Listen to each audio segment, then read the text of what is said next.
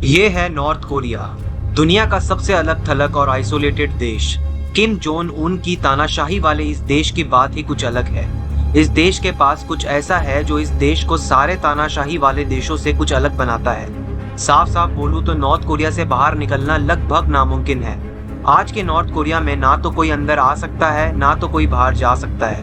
देश में कोई अपोजिशन नहीं है और सारे देशवासियों को पता है कि उनके ऊपर 24 घंटे कोई नजर रखे हुए है। आजादी की ख्वाहिश है पर पता है कि आजादी नहीं मिल सकती है।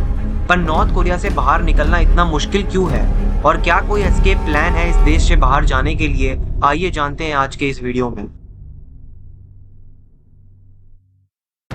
इससे पहले कि हम ये समझे कि नॉर्थ कोरिया से भागना इतना ज्यादा मुश्किल क्यों है, हमें ये समझना होगा कि नॉर्थ कोरिया के लोग भुखमरी, अकाल और कभी ना खत्म होने वाली गरीबी से सड़ते हुए देश में रहना ज्यादा पसंद क्यों करते हैं और भागने की कोशिश करने से क्यों डरते हैं। इसका सीधा सा जवाब है नॉर्थ कोरिया से भागने में असफल होने के बाद वाली जानलेवा सजाएं। नॉर्थ कोरिया के बॉर्डर में चाइना और साउथ कोरिया के पास नॉर्थ कोरियन सिपाहियों को सीधा शूट एंड साइट का ऑर्डर है और अगर कोई किसी तरह बच जाता है और नॉर्थ कोरियन सिपाहियों के हाथों लग जाता है तो वहां से उसे सीधा नॉर्थ कोरिया के प्रिजन कैंप में भेज दिया जाता है, जहां उसे मजदूरी, भुखमरी और कई ऐसी सजाएं दी जाती है जिसके बारे में इंसानों ने कभी सोचा भी नहीं होगा।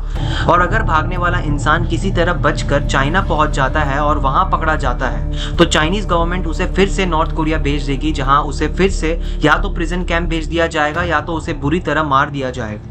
और इतना ही नहीं, उस आदमी की आने वाली 3 पीढ़ी भी वही सजा भुगतती है।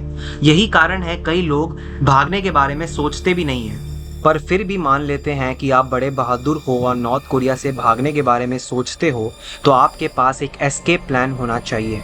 और ये एस्केप प्लान बस 2 सवालों के इर्द गिर्द घूमता है, कहाँ और कैसे। इन दोनों सवालों के जवाब के लिए हमें नॉर्थ कोरिया की ज्योग्राफी को समझना होगा और पता करना होगा कि कौन सा रास्ता चुनने में सक्सेस के चांसेस बहुत ज़्यादा है। नॉर्थ कोरिया की ज्योग्राफी ऑलरेडी वैसी है जो यहाँ से भागने वाले लोगों को बिल्कुल मदद नहीं करती है। नॉर्थ कोरिया की नॉर्थ की तरफ है चाइना और रशिया, दोनों ऐसे देश जो नॉर्थ कोरिया को पूरी तरह सपोर्ट करते हैं और नॉर्थ कोरिया जैसे ही तानाशाही वाले देश है। और दोनों ही देश भागने वाले लोगों को पकड़ने पर उन्हें फिर से नॉर्थ कोरिया भेज देते हैं। इसके अलावा वेस्ट में है येलो सी और ईस्ट में है ईस्ट सी। येलो सी से जाना बहुत जानलेवा है क्योंकि वहाँ हमेशा तूफान आते रहते हैं और पानी का बहाव बहुत तेज होता है। और दूसरी तरफ है ईस्ट सी जो इतनी बड़ी है कि वहाँ से जाने के लिए एक प्रॉपर बोट चाहिए, जिसकी वजह से नॉर्थ कोरियंस के पास सिर्फ 2 ही रियलिस्टिक ऑप्शंस बचते हैं, एक नॉर्थ की तरफ और एक है साउथ की तरफ। साउथ की तरफ आता है नॉर्थ कोरिया का सबसे बड़ा दुश्मन साउथ कोरिया। पर भागने वाले लोगों के लिए ये वाला ऑप्शन सबसे लास्ट ऑप्शन होता है। इसकी वजह है कि यहाँ पर मौजूद है नॉर्थ कोरिया का डीमिलिटराइज्ड जोन।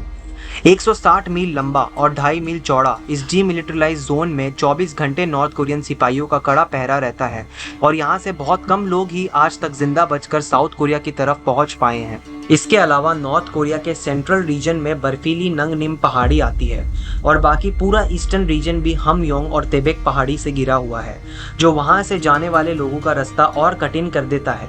तो देखा जाए तो किसी भी आदमी को अगर नॉर्थ कोरिया से चाइना या साउथ कोरिया जाना है तो उसे नॉर्थ कोरिया की वेस्ट कोस्ट में रहना होगा।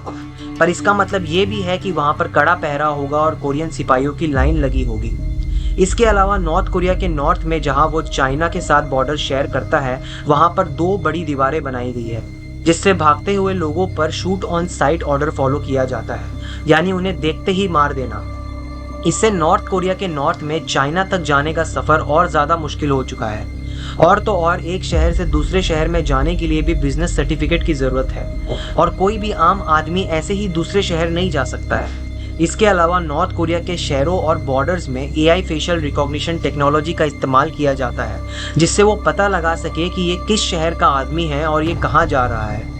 पर मान लेते हैं कि आप बहुत नसीब वाले हो और कैसे भी नॉर्थ कोरिया से चाइना तक पहुंच जाते हो, तो भी सफ़र बहुत बड़ा है क्योंकि आपको वहां से चाइना के ठीक ऊपर मंगोलिया तक जाना होगा, या तो कैसे भी चाइना के नीचे लाओस में पहुंचना पड़ेगा क्योंकि ये दोनों देश नॉर्थ कोरिया के देशवासियों को वापस नॉर्थ कोरिया ना भेजकर साउथ कोरिया भेज देते हैं, जिससे भागने वाले लोग सही मायने में आज़ाद हो जाते हैं। पर यह सफ़र इतना भी आसान नहीं होगा क्योंकि चाइना तो फेशियल AI रिकॉग्निशन में नॉर्थ कोरिया से काफ़ी ज़्यादा आगे है और हर एक चाइनीज़ आदमी की इन्फॉर्मेशन चाइनीज़ डेटाबेस में है, जिससे भागने वाले लोग अगर कैमरा में दिख जाए तो आराम से पकड़े जाएंगे। पर फिर भी चाइना की तरफ भागना किसी भी नॉर्थ कोरियन सिटीजन का पहला ऑप्शन होगा, क्योंकि साउथ ईस्टर्न चाइना में काफी हद तक कोरियन मूल के लोग ही रहते हैं, जिससे नॉर्थ कोरियन सिटीजन का वहां घुल मिल जाना काफी आसान है। और क्योंकि नॉर्थ कोरिया और चाइना के बीच में रिलेशंस हिस्टोरिकली काफी अच्छे रहे हैं, तो यहाँ पर बॉर्डर्स में चाइनीज मिलिट्री भी कम होती है। और इसके अलावा नॉर्थ कोरिया का क्लाइमेट काफी हद तक चाइना के इस पार्ट से मिलता जुलता है।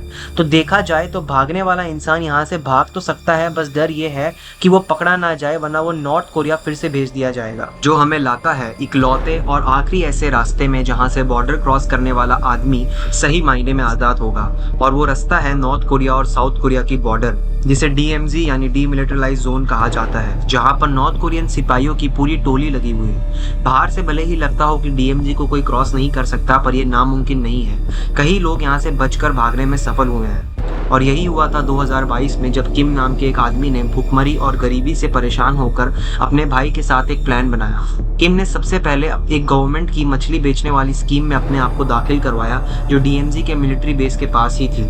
किम मिलिट्री बेसिस पर मछलियां बेचता और सारी चीज़ों पर नज़र रखता था।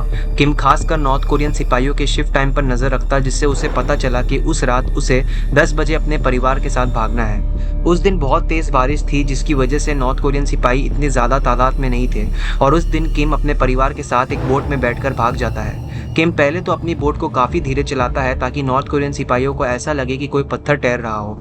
पर जैसे ही वो बॉर्डर क्रॉस करता है, किम ने अपनी बोट को फुल स्पीड से साउथ कोरियन बॉर्डर के पास साउथ कोरिया के योंगप्योंग आइलैंड में दाखिल करवा दिया, और किम की पूरी फैमिली फ्री हो जाती है।